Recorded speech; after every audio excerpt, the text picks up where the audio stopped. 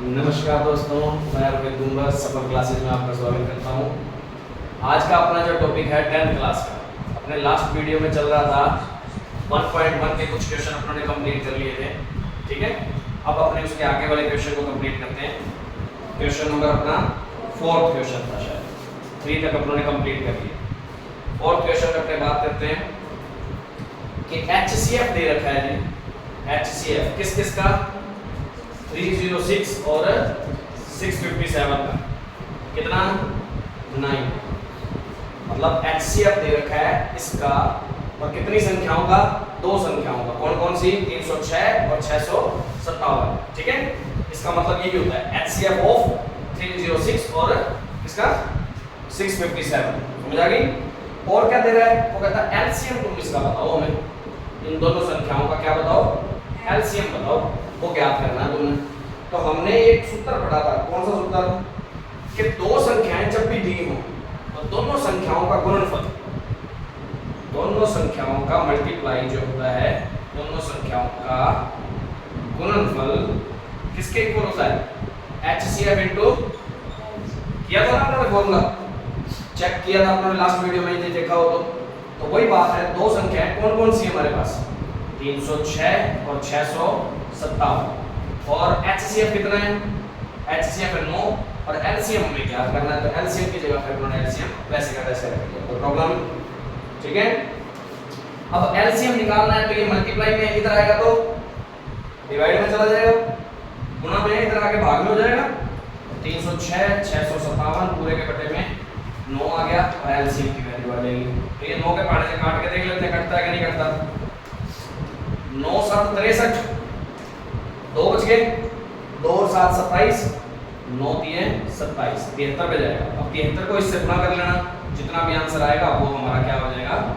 LCM हो जाएगा इन दोनों का, 306 और 657। कर लोगे?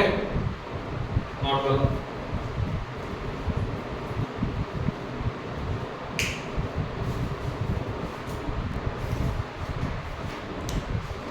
अब देखो भाई, क्वेश्चन नंबर अपना करते हैं 5th। क्वेश्चन नंबर 5th अपना दिखाओगे। क्वेश्चन नंबर 5th क्या कहता है? जांच कीजिए कि क्या किसी प्राकृत संख्या n के लिए संख्या 6 की पावर n, 6 की पावर n, जहां n कौन है? प्राकृत संख्या है। चेक करके बताना है। प्राकृत संख्या कोई भी रख लो, n है प्राकृत संख्या। प्राकृत संख्या कौन सी होती है पहले तो ये बताओ। प्राकृत संख्या होती है नेचुरल नंबर। नेचुरल नंबर होते हैं 1 2 3 4, कहां तक चलते हैं? अनंत तक चलते हैं। कहां तक? इनफाइनाइट तक चलते हैं। तो स्टार्टिंग कहां से होती है? 1 से। वो कहना क्या चाह रहा है कि n कोई भी प्राकृत संख्या हो सकती है, सभी के लिए बात बतानी है। 1 के लिए, 2 के लिए, 3 के लिए, 4 के लिए, सभी के लिए। यहां 6 की पावर जो n है, वो कहता है चेक करके बताओ कि 6 की पावर में मैं 1 करूं, 6 की पावर में मैं 2 करूं, 3 करूं, 4 करूं, 5 करूं, मतलब नेचुरल नंबर में से या प्राकृत संख्या में से कुछ भी रख दो, तो क्या आंसर इसका लास्ट में 0 आएगा? वो कहता है इकाई का अंक या जो भी आंसर बनेगा वो 0 पर समाप्त होगा। क्या 0 पर समाप्त होगा? करके देख लेते हैं जी। सबसे पहले अपने रख ही लेते हैं, ये हमारी संख्या है। तो सबसे पहले n बराबर कितना रखने पर? 1 रख लेते हैं।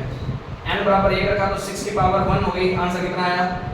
तो पीछे कितना आया? लास्ट में 6 आया। क्या 0 पे समाप्त हुआ? क्या 0 पे हुआ समाप्त? नहीं हुआ ना। ऐसे n बराबर 2 रख के देख लो, 6 की पावर 2 हो जाएगी तो 36। 36 में भी ये किस पे समाप्त हो रहा है? 6 पे। n बराबर 3 रख के देख लो, 6 की पावर 3, ये भी किस पे समाप्त हो रहा है? n बराबर 4 रख के देख लो,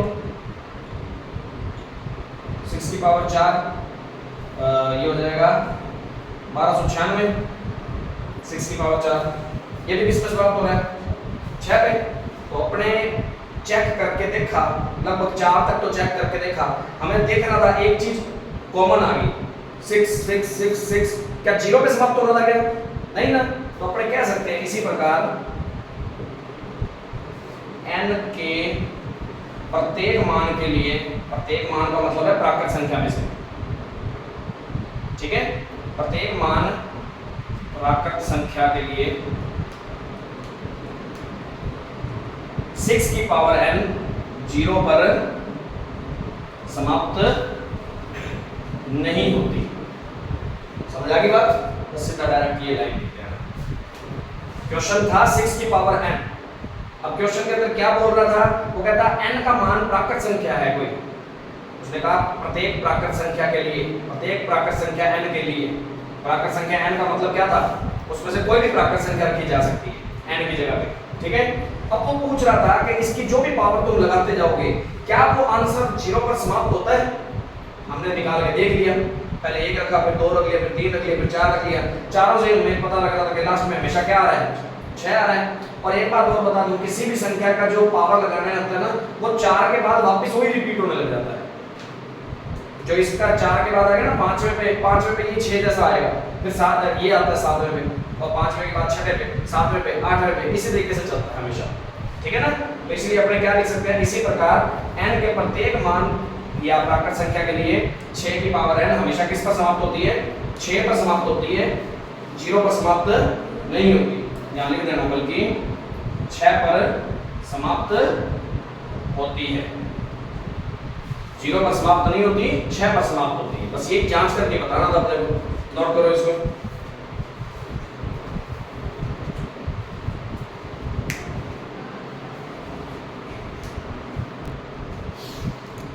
हाँ भाई, अब अपने क्वेश्चन करते हैं। क्वेश्चन नंबर 6, क्वेश्चन नंबर 6 करते हैं अपने। व्याख्या कीजिए। एक तो ये डिजिट है, एक तो ये डिजिट, ठीक है।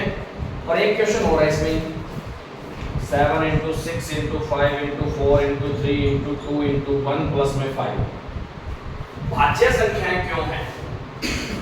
कौन सी संख्याएं? भाज्य, अभाज्य नहीं। भाज्य संख्याएं क्यों है? भाज्य का मतलब क्या होता है? जो किसी संख्या से पूरा पूरा भाग चला जाए, तो किसी एक से भी चला गया तो इसका मतलब वो कौन सी संख्याएं हैं? भाज्य पूरी पूरी। अब देखो, इस पूरी संख्या में, क्योंकि ये गुणा में ये एक पूरी संख्या है, ये एक पूरी संख्या है, इन दोनों का क्या हो रहा है? प्लस हो रहा है, ये बात है ना। इन दोनों में कॉमन क्या है? अंदर क्या बच गया? 7 × 11 + 1, यही बचा। यहाँ 7 × 11 प्लस में वैसे का वैसे, यहाँ कुछ नहीं बचता तो 1 बचता होता है, ठीक है। अब सुनो, ये पूरी संख्या के अंदर कॉमन क्या था? 13। अब यदि मैं इसमें 13 का पूरा पूरा भाग दूं तो 13 से 13 कट जाएगा ना, आराम से पूरा पूरा आ जाएगा ना, आ जाएगा कि नहीं आ जाएगा? इसका मतलब क्या है? क्या लिखूंगा मैं? इस संख्या का एक गुणनखंड कौन है? 13 है। गुणनखंड का मतलब है कि इसको गुणा में लिख दूं तो कोई फर्क तो नहीं पड़ेगा, ऐसे गुणा लगा दूं तो भी कोई फर्क नहीं पड़ता, मतलब तो वही है। तो ये एक खंड है, एक ये खंड है। गुणन में खंड, गुणन में टुकड़े, गुणन के हिस्से, तो गुणा में हिस्से पड़े, अलग अलग खंड है, तो गुणनखंड है ये। अब कोई किसी का गुणनखंड होता है, मतलब 6 के गुणनखंड क्या क्या होते हैं? 2 और 3। गुणनखंड का मतलब ही क्या होता है कि हाँ भाई 2 भी 6 को विभाजित कर देगा, 3 भी 6 को विभाजित कर देगा, पूरा पूरा भाग जाता है। 2 का भी जाता है, 3 का भी जाता है, 6 में जाता है ना। गुणनखंड का मतलब यही होता है कि 2 से भी भाग जा रहा है इसका, और 3 से भी भाग जा रहा है। तो ऐसे इसका भी क्या मतलब है कि 13 से इसका पूरा पूरा क्या जाएगा? भाग जाएगा ना। तो किसी एक संख्या से भी कोई पूरी संख्या विभाजित हो रही है तो उसको कौन सी संख्या बोलते हैं? भाज्य संख्याएं। क्या लिखेंगे? इस संख्या में एक गुणनखंड कौन है? 13 है, अतः यह है कौन सी संख्या है? भाज्य संख्याएं। भाज्य संख्याएं नहीं, संख्या है। इन दोनों में कॉमन क्या है? एक ये संख्या, एक ये संख्या, दोनों का क्या हो रहा है? प्लस। इन दोनों में क्या कॉमन है? 5 कॉमन है। अंदर तो ये बच गया, ठीक है। इसमें क्या लिखेंगे? इस संख्या में क्या कॉमन है? इस संख्या में 5 एक गुणनखंड है कि नहीं? 5 है ना एक गुणनखंड, तो यह संख्या 5 से विभाजित होगी, और अतः यह भाज्य संख्या है। भाज्य का मतलब 5 से विभाजित हो रही है। ये किससे विभाजित हो रही है? यह संख्या 13 से विभाजित होगी। बात समझ आ रही है? बस उसने यही पूछा था कि भाज्य संख्याएं क्यों है भाई? क्योंकि इस संख्या का एक गुणनखंड कौन है? 13 और इस संख्या का एक गुणनखंड कौन है? 5 है। बस विभाजित होगी। नोट करो।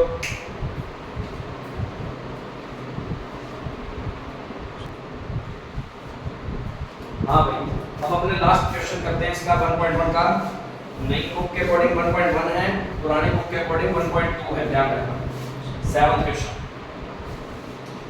किसी खेल के मैदान के चारों ओर एक वृत्ताकार पथ है। कोई एक मैदान था, उसके चारों ओर क्या था? एक पथ था, रास्ता था, ठीक है। अब वो क्या कह रहा है कि इस मैदान का एक चक्कर लगाने में सोनिया को 18 मिनट लगते हैं। सोनिया पूरा एक चक्कर लगाने में कितने मिनट लगाएगी? 18 मिनट लगाएगी, ठीक है। फिर जबकि इसी मैदान का एक चक्कर लगाने में रवि को 12 मिनट लगते हैं। रवि तेज भागता है, इसका मतलब वो 12 मिनट में चक्कर लगा लेता है। और सोनिया कितने मिनट में? 18 मिनट में लगाता है चक्कर, ठीक है।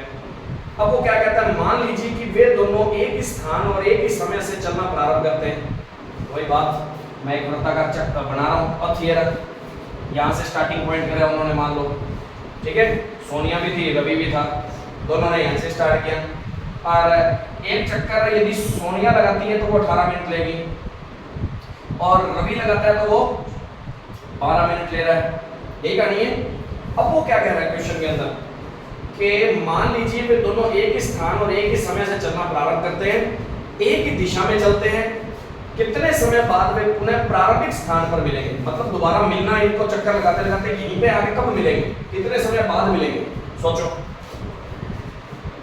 सोनिया ने भागना स्टार्ट किया, ये जी पहले रवि भागना स्टार्ट कर रहा है, मान लो रवि ने भागना स्टार्ट किया, स्टार्टिंग करी, 12 मिनट में यहाँ पहुंच गया ना पूरा, वो तो फिर आगे फिर भागने लग जाएगा। सोनिया अभी तक कहीं रास्ते में ही होगी ना, क्योंकि उसने तो 18 मिनट में पूरा करना है, यही बात है। तो क्या दोनों एक चक्कर में मिले क्या? नहीं मिले ना। इसका मतलब 12 मिनट से तो ज्यादा टाइम लगेगा कहीं ना कहीं। और जब तक 12 मिनट में ये रवि पूरा करेगा, रवि तो आगे चला जाएगा, रवि तो यहाँ रास्ते में होगा कहीं, और सोनिया फिर पहुंचेगी 18 मिनट में यहाँ। तो क्या 18 मिनट में भी ये दोनों बराबर मिले क्या? इसी पॉइंट पे मिले? नहीं मिले। इसका मतलब 18 मिनट या 12 मिनट से ज्यादा टाइम लग रहा है ना। जो भी संख्याएं अपने को दी हुई थी उससे यदि ज्यादा टाइम लग रहा है ना, उससे ज्यादा आने का आंसर का तुम्हें पता लग गया कि उसके ज्यादा आंसर आएगा भाई।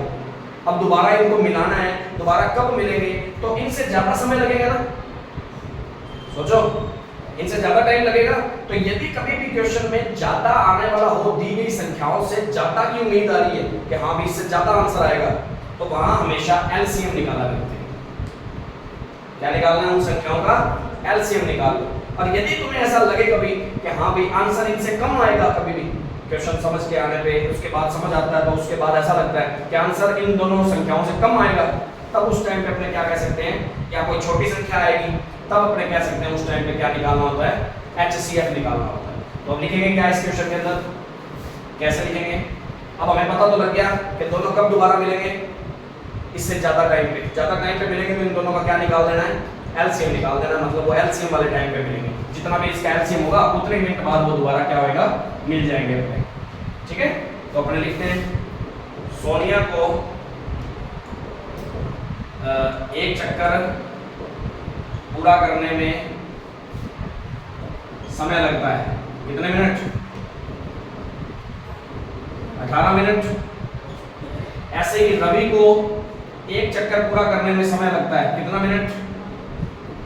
12 मिनट। दोनों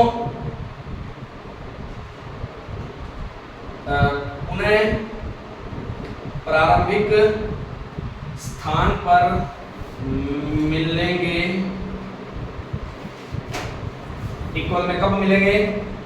एलसीएम ऑफ 18 और 12, इतने मिनट में मिलेंगे। समझ आ गई? क्योंकि इन दोनों का प्रोन है, प्रारंभिक स्थान पर दोनों दोबारा मिलेंगे। कब मिलेंगे? जब इनका एलसीएम कितना होगा। तो एलसीएम का मतलब 18 का और 12 का एलसीएम निकालना आता है। 18 के टुकड़े होंगे 3 गुना 3 गुना 2, 12 के टुकड़े होंगे 2 गुना 2 गुना 3। यही है, करना जानते हो? तो इसका एलसीएम निकालोगे। एलसीएम निकालेंगे तो कितना? 3 यहाँ 2 बार है, यहाँ 3 1 बार है, तो कौन से वाला लेना है? 2 बार वाला। यहाँ 2 1 बार है, यहाँ 2 2 बार है, कौन से वाला लेना है? 2 बार वाला। तो 9 दूनी 18, 18 दूनी 36 मिनट। मतलब वो दोनों पूरा वापिस क्या लिखूंगा, वह दोनों उन्हें प्रारंभिक अवस्था में या प्रारंभिक स्थान पर 36 मिनट बाद मिलेंगे। क्वेश्चन समझ आ गया कैसे करना है, करो नोट। और अपनी ये 8.1 कंप्लीट हो गई है। इससे रिलेटेड एग्जांपल भी करके देखोगे, और फिर भी कोई भी प्रॉब्लम लगती है तो आप कमेंट बॉक्स में बता सकते हैं। और वीडियो अच्छी लगी हो तो लाइक और शेयर जरूर करवाएं, और ज़्यादा से ज़्यादा चैनल को सब्सक्राइब करवाएं। वीडियो देखने के लिए आपका बहुत बहुत धन्यवाद।